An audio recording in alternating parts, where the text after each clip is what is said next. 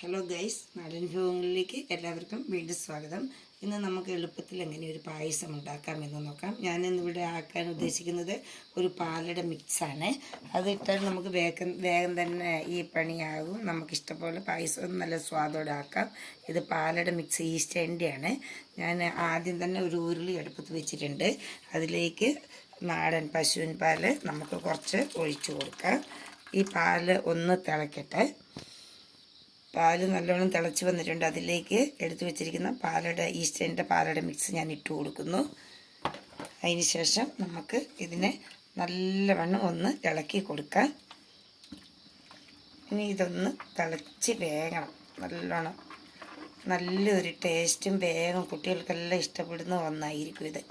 ഇതൊന്ന് നല്ലോണം ഇങ്ങനെ ഇളക്കിക്കൊണ്ടേയിരിക്കണം, ഇല്ലെങ്കിൽ ഇത് അടി പിടിക്കും. പായസം നല്ലവണ്ണം ഒന്ന് തിളച്ച് കുറുകി വന്നിട്ടുണ്ട്. നമുക്കിതിലേക്ക് വേറെ കണ്ടൻറ്റുകളൊന്നും ചേർക്കേണ്ട ആവശ്യമില്ല.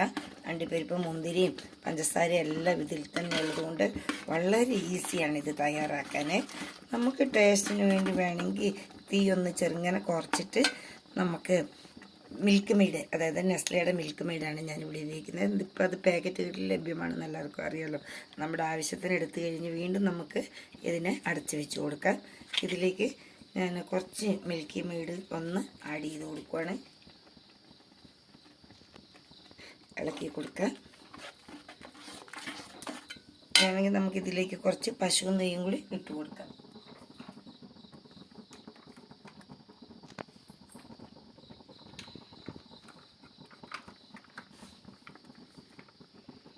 ഇതിലേക്ക് ഞാൻ നന്ദിനിയുടെ നെയ്യാണ് ചേർത്ത് കൊടുക്കുന്നത്.